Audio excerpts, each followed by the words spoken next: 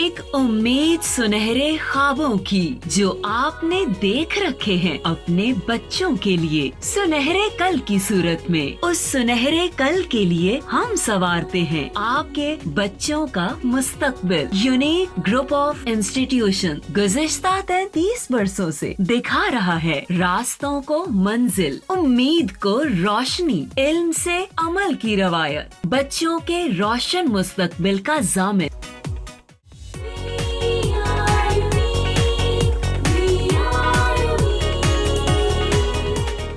बिस्मिल्लाहिर्रहमानिर्रहीम। अस्सलाम वालेकुम प्यारे बच्चों, कैसे हैं आप लोग। मैं आपकी टीचर मिस शहज़ादी नज़ीर और हम बायो का चैप्टर 5 पढ़ रहे हैं। ठीक है बच्चों, आप लोगों ने क्वेश्चंस किए हैं और बहुत सारों के आंसर्स मैंने साथ साथ दिए भी हैं।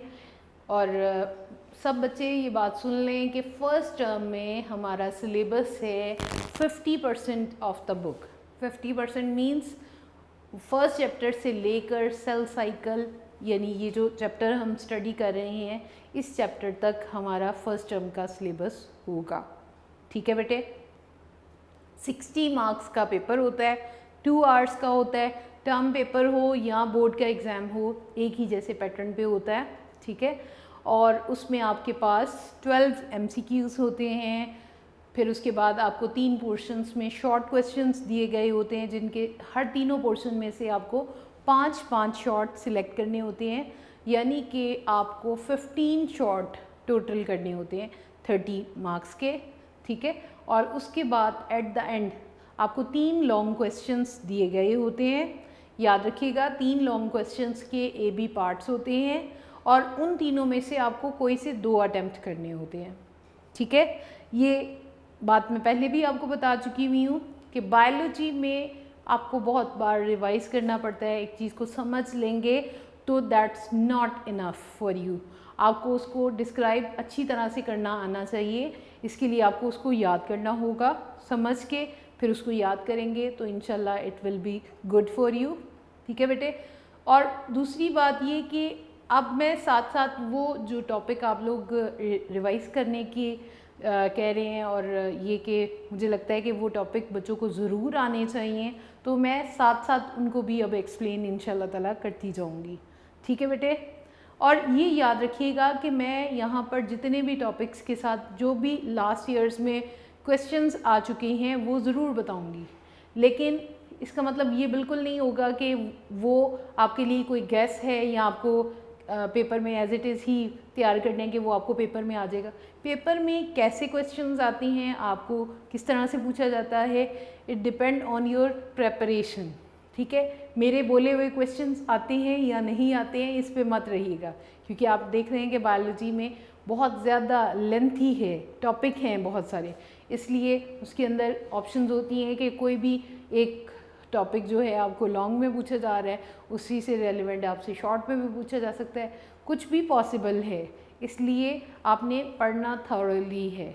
हम इसमें सिलेक्शन के साथ कुछ भी नहीं पढ़ सकते कि हम ये चैप्टर ज़्यादा अच्छे तैयार कर लेते हैं और इन चैप्टर्स को हम अगर छोड़ देते हैं फॉर द टाइमिंग, ऐसा बिल्कुल नहीं होना चाहिए। ठीक है, आप लोगों ने बहुत अच्छी तरह से तैयार करना है। तो बेटे, हम चैप्टर 5 में significance of mitosis previous lesson में पढ़ चुके हैं।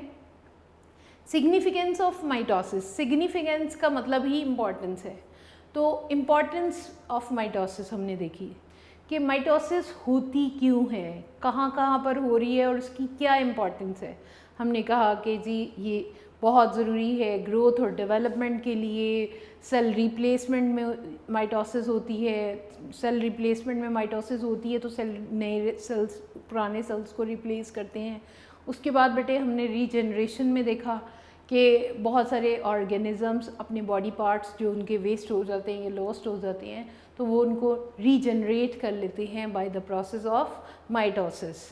ठीक है, इसके बाद बेटे हमने एसेक्सुअल रिप्रोडक्शन में हमने ये बात कही कि एसेक्सुअल रिप्रोडक्शन सिंपली हम अर्ली क्लासेस में इस टर्म के बारे में जानते हैं कि एसेक्सुअल रिप्रोडक्शन जो है वो एक सिंगल पेरेंट से नए ऑर्गेनिजम्स प्रोड्यूस करने का एक मेथड है रिप्रोडक्शन का, और इसमें आइडेंटिकल इंडिविजुअल्स या आइडेंटिकल ऑफस्प्रिंग प्रोड्यूस होती है। ठीक है। तो क्यों आइडेंटिकल ऑफस्प्रिंग प्रोड्यूस होते हैं? क्योंकि इसके अंदर माइटोसिस हो रही होती है। माइटोसिस की वजह से नए सेल्स बनते हैं, इसलिए नेक्स्ट जनरेशन्स जितनी भी प्रोड्यूस होंगी वो सारी की सारी एक जैसी होंगी। उसके बाद हमने दो एग्जांपल्स यहाँ पे कोट की थी, फर्स्ट वन बडिंग की और दूसरी वेजिटेटिव प्रोपगेशन की। वेजिटेटिव प्रोपगेशन और बडिंग में हमने देखा था हाइड्रा रिप्रोड्यूस बाय बडिंग। ये जो एग्जांपल्स होती हैं, जैसे हम बात कर रहे हैं कि जी हाइड्रा रिप्रोड्यूसेस बाय बडिंग, या पीछे हमने सेल रिप्लेसमेंट में बात की थी कि red blood cells have only the life span of 120 days. Life span mean उनकी एज 120 डेज़ या 4 मंथ्स की होती है। तो आपने इन एग्जांपल्स को ज़रूर MCQs के लिए मार्क करना है। या एक एग्जांपल ये भी है, starfish reproduce it's lost arm by mitosis. तो ये दोनों तरह से पूछा जा सकता है। Starfish reproduce it's lost arm by dash, mitosis, meiosis, binary fission या पार्थिनोजेनेसिस। तो याद रखिएगा माइटोसिस के ज़रिए से रिप्रोड्यूस करती है। और कौन सा एनिमल है जिसकी एग्जांपल अभी हमारी बुक में डिस्कस हुई है, dash reproduce it's lost arm by mitosis. तो याद रखना है स्टारफिश है जो अपनी आर्म्स को रिप्रोड्यूस करता है या रीजनरेट करता है। यानी कि आपका नॉलेज इतना कॉम्प्रिहेंसिव होना चाहिए कि एक ही बात को किसी भी तरफ से फोल्ड करके पूछ लिया जाए तो आपको आंसर करना आना चाहिए। ठीक है बेटे, आपको मैक्सिमम समझाने के साथ साथ क्वेश्चंस के स्टाइल भी मैं आपको बता रही होती हूँ, इसलिए कि आप कल को किसी कन्फ्यूजन का शिकार ना हो।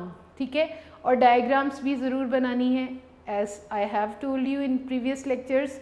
फिर से बता रही हूँ कि इंक पेन से बनानी है, इसलिए साथ साथ बनाते जाएंगे तो आपके लिए बेहतर होगा। तो आज हम सिग्निफिकेंस ऑफ माइटोसिस के साथ ही एक छोटा सा टॉपिक है that is named as errors in mitosis. ये है तो छोटा सा टॉपिक, लेकिन इसमें आप बहुत ज़्यादा चीज़ें स्टडी करने वाले हैं।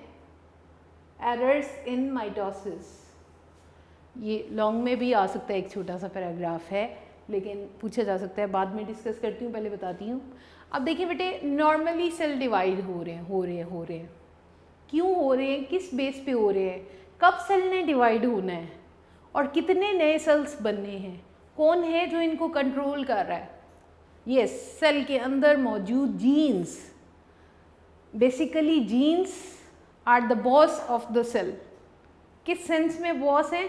क्योंकि ये सेल की सारी A to Z, उनकी मेटाबॉलिक एक्टिविटी, स्ट्रक्चरल चेंजेस, जो भी कुछ काम होने हैं या रिप्रोडक्शन होनी है, जो भी चेंजेस हैं वो सारी की सारी कौन कंट्रोल करता है? Genes, which are found on the chromosomes.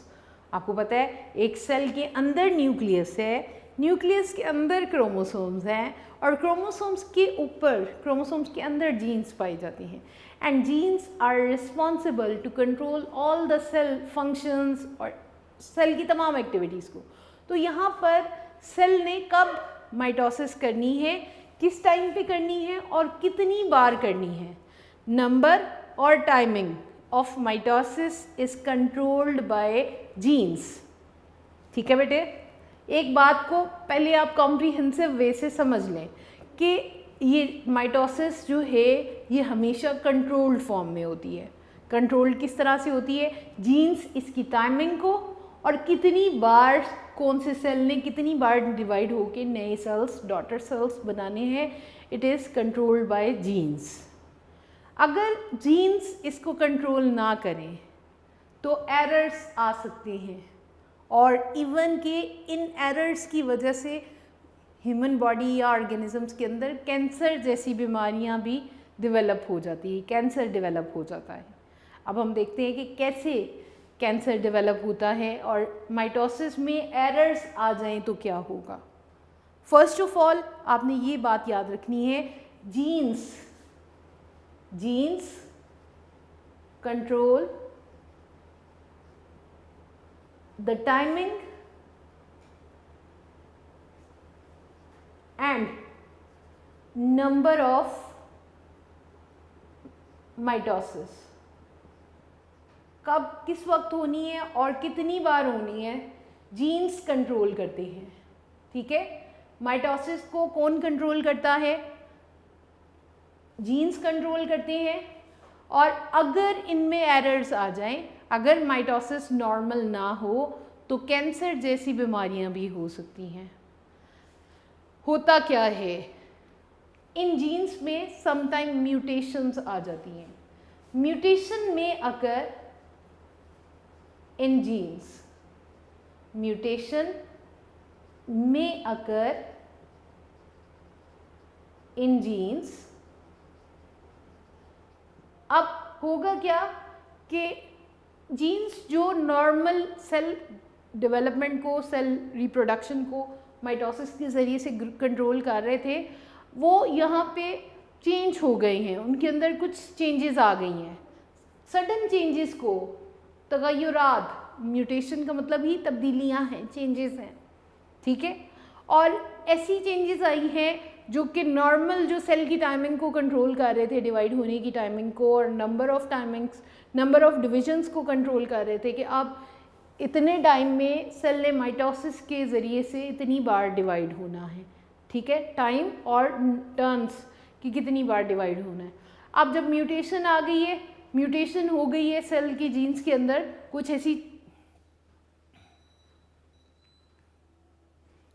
ऐसी चेंजेस आ गई हैं जिसकी वजह से आउट ऑफ कंट्रोल हो गए हैं जीन्स, तो सेल ऑटोमेटिकली माइटोसिस के ज़रिए से रिप्रोड्यूस होते चले जाएंगे and form a mass of cell which is named as tumour. बच्चों याद रखिएगा, ये जो ट्यूमर होता है ये बन के ख़त्म भी हो सकता है। पहले हम देखते हैं ये बनता कैसे है।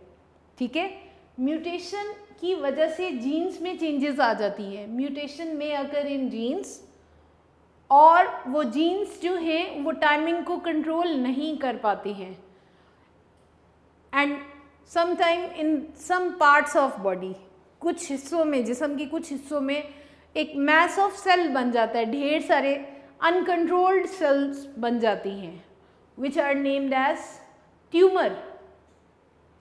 वो क्या हैं, ट्यूमर हैं, जो कि वहाँ पर डेवलप कर जाएंगे, बन जाएंगे ड्यू टू अनकंट्रोल्ड माइटोसिस। और वो जो है हो सकता है आने वाले टाइम पे जहाँ पे बने हैं वहीं से ख़त्म हो जाएं, सेल डेड हो जाएं, वहीं पे रह जाएं। अब ट्यूमर भी दो तरह के होते हैं। ट्यूमर्स अगर देखा जाए, उनको स्टडी किया जाए तो दो तरह के हैं, 2 टाइप्स के ट्यूमर हैं। 2 types of tumor are there.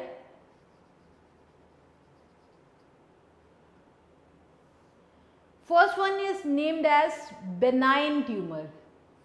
Benign.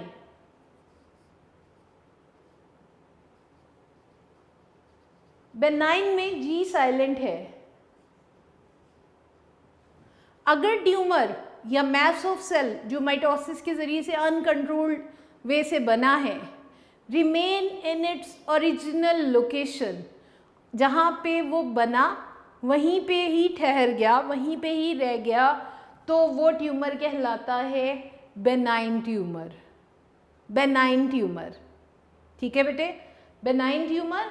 और अगर ट्यूमर बनने के बाद अपने सेल्स बॉडी के दूसरे पार्ट्स तक भी भेजता चला जाता है और बॉडी के दूसरे पार्ट्स तक भी वो ट्यूमर बनना शुरू हो जाते हैं, तो उसको नाम देते हैं मैलिग्नेंट ट्यूमर का। Malignant tumour. Benign tumour is the tumor found where they are produced. They live in their original location, यानी जहाँ पे वो बने हैं वहीं पर ही रह जाएंगे। They are named as benign tumor. But if these tumors spread to the other parts of the body, कैसे spread करेंगे? अपने ये इन सेल्स को जो ट्यूमर के अंदर बने होंगे, उन सेल्स को दूसरे पार्ट्स ऑफ बॉडी की तरफ भेजेंगे और वो सेल्स वहाँ पे जाके स्प्रेड होना शुरू हो जाएंगे, वहाँ पे नए ट्यूमर्स बनाना शुरू कर देंगे बाय माइटोसिस। क्योंकि यहाँ पे माइटोसिस अब कंट्रोल नहीं है, जीन्स के अंदर चेंजेस आ गई हैं, सेल्स को कंट्रोल करने वाला, सेल की डिवीजन को कंट्रोल करने वाले अब जीन्स नॉर्मल नहीं रहे हैं, इसलिए इस टाइम पीरियड में एबनॉर्मल सेल्स ग्रो करते चले जाएंगे और वो बॉडी के किसी भी पार्ट में, एब्डोमिनल रीजन में, थोरेसिक रीजन में, इवन कि ब्लड में या फिर स्किन के अंदर कहीं पे भी ये ट्यूमर्स बन जाएंगे। They are named as malignant tumours. और इन सेल्स को कहते हैं कैंसर सेल्स, जो इन मैलिग्नेंट ट्यूमर को पूरी बॉडी में बना रहे होते हैं। उस स्टेज में उस वक्त जो ट्यूमर्स होते हैं, जिनको उर्दू में रसोली कहते हैं, उसको कहते हैं कैंसर सेल्स। कैंसर सेल्स से ये ट्यूमर्स बन रहे होते हैं, ठीक है। और जब ये सेल्स, कैंसर सेल्स पूरी बॉडी के अंदर इन ट्यूमर्स को, मैलिग्नेंट ट्यूमर्स को भेज रहे होते हैं, फैला रहे होते हैं, वहाँ पे जाके सेल्स डिवाइड होके नए ट्यूमर्स बन रहे होते हैं। The spreading of cancer cells is named as metastasis. Term is named as metastasis.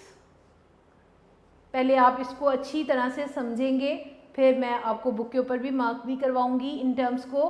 देखें, हमने आज जो टर्म्स पढ़ी हैं, tumour, benign tumour, malignant tumour and metastasis.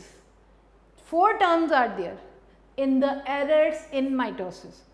Simple आप अपने माइंड में इस टॉपिक को क्लियर करेंगे कि माइटोसिस के होने के लिए कि कितने सेल्स बनते हैं और कब बनते हैं, इसकी टाइमिंग को और नंबर ऑफ सेल्स को कंट्रोल करते हैं जीन्स।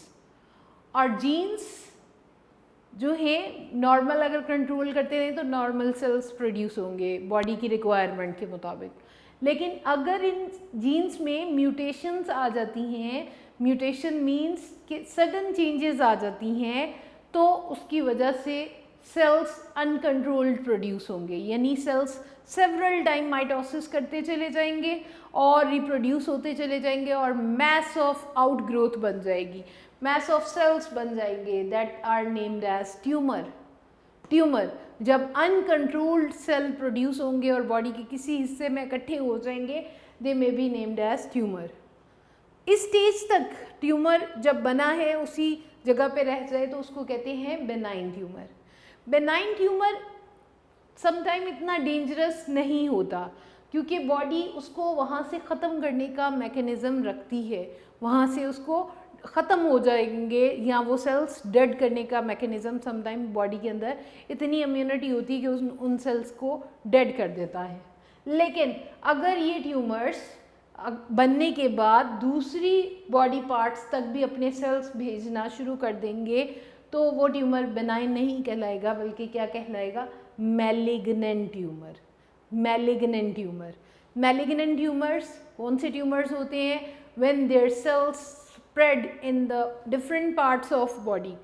आपने सुना होगा कैंसर ब्लड में भी हो सकता है, ठीक है, किसी ख़ास एक ऑर्गन में हो सकता है, बॉडी के किसी भी पार्ट में कैंसर बन जाता है, कैंसर हो जाता है। कैंसर बेसिकली सेल्स की ग्रोथ है, बहुत ज़्यादा एबनॉर्मल सेल्स जब इकट्ठे हो जाते हैं ट्यूमर की सूरत में और वो जब पूरी बॉडी में फैल जाती हैं, मैलिग्नेंट स्टेज में आ जाती हैं, तो वो उस वक्त कैंसर की फॉर्म में आ जाते हैं और उनके सेल्स को, इन ट्यूमर्स के सेल्स को कहते हैं कैंसर सेल्स। क्यों कैंसर सेल्स कहते हैं? क्योंकि ये सेल्स जहाँ जहाँ पे भी जाएंगे वहाँ पे डिवाइड होके नए ट्यूमर्स बनाएंगे और पूरी बॉडी में उसको स्प्रेड कर देंगे, ठीक है। और spreading process of cancer cell is named as metastasis. Metastasis बच्चों, ये 4 टर्म्स हैं जो आज हमने स्टडी की हैं। आप लोगों से रिक्वेस्ट ये है कि इनको एक बुक में पैराग्राफ की सूरत में बताया जा रहा है, पहले मैं इनको मार्क करवाऊंगी। हमारे यूनिक के नोट्स में भी इनको दिया तो गया है, आप चाहे तो उनको वहाँ से भी याद कर सकते हैं, लेकिन मैं बुक के ऊपर भी 7 बच्चों को ज़रूर मार्क करवा देती हूँ। इट्स अप टू यू कि आप जहाँ से भी याद करना चाहें, ठीक है बेटे। First of all, errors in mitosis अगर आ जाता है लॉन्ग में तो ये पैराग्राफ कंप्लीट फॉर्म में लिखेंगे। विच एरर्स में अकर इन माइटोसिस? देखिए इतना सा क्वेश्चन भी लॉन्ग में भी आ सकता है, जो 6-7 लाइंस में तकरीबन दिया गया है, तो आपका आंसर कंप्लीट होगा, आपको मार्क्स भी मिल जाएंगे, इसलिए आपको हेसिटेट करने की ज़रूरत नहीं है। जी बेटे, फर्स्ट लाइन में वो कह रहे हैं errors in the control of mitosis may cause cancer. ये MCQ के लिए मार्क करें, errors in the control of mitosis may cause dash, कोई सी 4 बीमारियों के साथ उन्होंने एक ऑप्शन कैंसर की दी हो, तो आपने याद रखना है कि कौन सी बीमारी पैदा होती है अगर माइटोसिस में एरर आ जाए, माइटोसिस में ख़राबी पैदा हो जाए, तो बीमारी कौन सी होगी, कैंसर की बीमारी पैदा हो सकती है। जी अब आप मार्क करेंगे पहला शॉर्ट ट्यूमर का। ट्यूमर को यहाँ पे ना बेसिकली एक टर्म के साथ ही उन्होंने बुक के अंदर दूसरी टर्म को एक्सप्लेन किया हुआ है, इसलिए मैं चाह रही हूँ कि आप बड़ी ही अच्छी तरह से ट्यूमर को अलग-अलग इन टर्म्स को मार्क करें ताकि आपको याद करने में कोई प्रॉब्लम ना हो।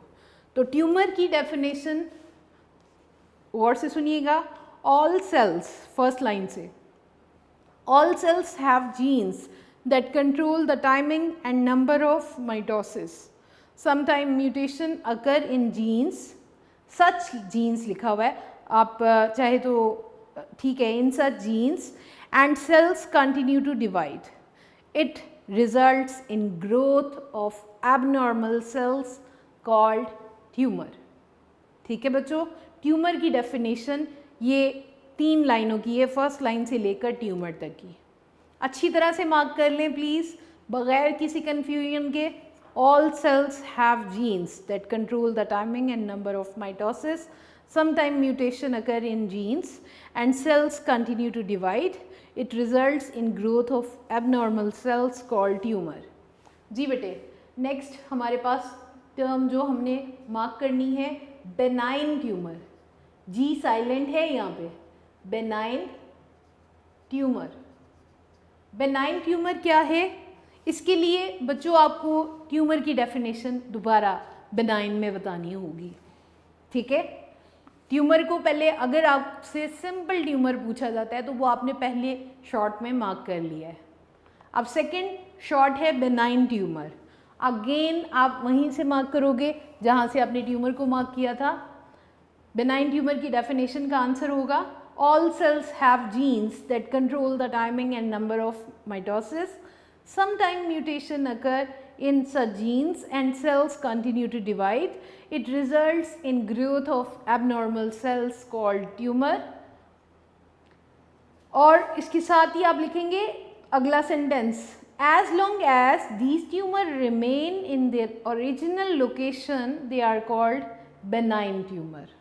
ये सेंटेंस ऐड हो जाएगा ट्यूमर की डेफिनेशन के साथ, तो किसका आंसर बन जाएगा, बेनाइन ट्यूमर का, ठीक है। यानी बेनाइन ट्यूमर में आपको पहले ट्यूमर को डिफाइन करना होगा। इसी तरह मैलिग्नेंट ट्यूमर में भी आपको पहले ट्यूमर को डिफाइन करना होगा। ऑल सेल्स, अगर मैलिग्नेंट आ रहा है तो उसके लिए क्या डेफिनेशन मार्क करेंगे, all cells have genes that control the timing and number of mitosis, sometime mutation occur in such genes and cells continue to divide, it results in growth of abnormal cells called tumors। Tumours के बाद वाली line आपने जो benign tumour में लिखी गई है, benign tumour के लिए लिखी गई है, आपने मैलिग्नेंट में नहीं लिखनी है।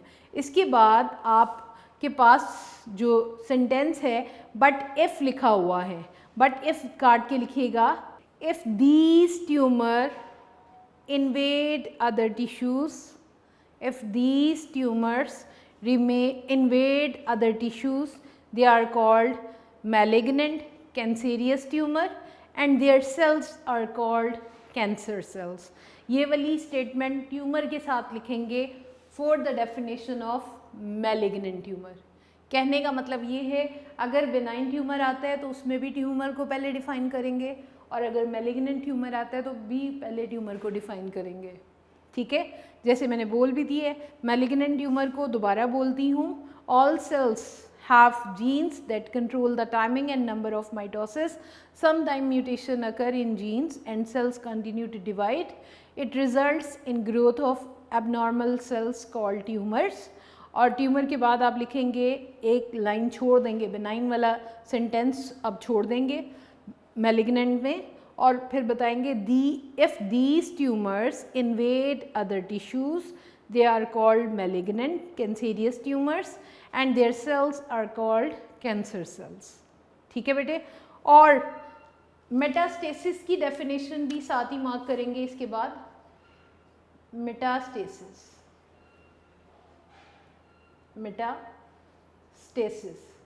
बच्चों, मेटास्टेसिस जो है यहाँ पे लिखे हैं सच ट्यूमर्स, सच नहीं लिखेंगे हम, यहाँ पे मैलिग्नेंट ट्यूमर ऐड कर सकते हैं क्योंकि मेटास्टेसिस की वजह मैलिग्नेंट ट्यूमर ही बनते हैं। तो आप लिख सकते हैं मैलिग्नेंट ट्यूमर्स। यहाँ पे कुछ प्रिंटिंग मिस्टेक है, यहाँ पे लिखा हुआ है स्कैन, आपने ट्यूमर्स कैन लिखना है, इसकी करेक्शन करनी है, बुक के अंदर प्रिंटिंग में मिस्टेक है, सच की जगह हम लिख रहे हैं मैलिग्नेंट। तो हमारी मेटास्टेसिस की डेफिनेशन क्या हो जाएगी, मैलिग्नेंट ट्यूमर्स कैन सेंड, आपने करेक्शन कर ली, malignant tumours can send cancer cells to other parts in body where new tumors may form. This phenomena is called metastasis, spreading of disease. ठीक है, ये मेटास्टेसिस की डेफिनेशन है। आज आपने ये 4 टर्म्स को बहुत अच्छी तरह से याद करना है बच्चों। इसके साथ ही बहुत सारे बच्चों ने सेल मेम्ब्रेन को रिवाइज करने को कहा कि हमें दोबारा बता दें, क्योंकि कुछ बच्चों के लेक्चर मिस हो गए। तो मैं ये समझ रही हूँ कि अब मैं कुछ टॉपिक्स को पीछे से भी साथ साथ लेके चलूँ जो आप लोग डिमांड करोगे, और वो टॉपिक जो मैं समझती हूँ कि आप लोगों को ज़रूर आने चाहिए क्योंकि वो इम्पॉर्टेंट हैं, तो मैं ज़रूर एक्सप्लेन करती जाऊँगी। ठीक है, तो यहाँ पर माइटोसिस के सिग्निफिकेंस, एरर्स हम पढ़ चुके हैं। एक बात याद रखिएगा कि हमारी बुक में यहाँ पर बहुत सारे चैप्टर्स के साथ प्रैक्टिकल वर्क दिया गया है, वो आपने अभी नहीं पढ़ना। जैसे एरर्स के बाद आपकी बुक में प्रैक्टिकल वर्क की हेडिंग दी हुई है। बच्चों, आपने कंफ्यूज नहीं होना। प्रैक्टिकल वर्क जब आप स्कूल में आओगे, इंशाल्लाह ताला लैब में आओगे, तो आपको स्कूल में परफॉर्म करवाया जाएगा। ठीक है, आपको जितना भी आपकी बुक के अंदर जो प्रैक्टिकल वर्क के अंडर हेडिंग के जितना भी मटेरियल गिवन होगा, जो भी इंस्ट्रक्शंस या जो भी दिया गया है, आपने उसको नहीं पढ़ना, नहीं कंफ्यूज होना। आप जब लैब में जाओगे तो वहाँ पे ये सारे काम करोगे। ठीक है।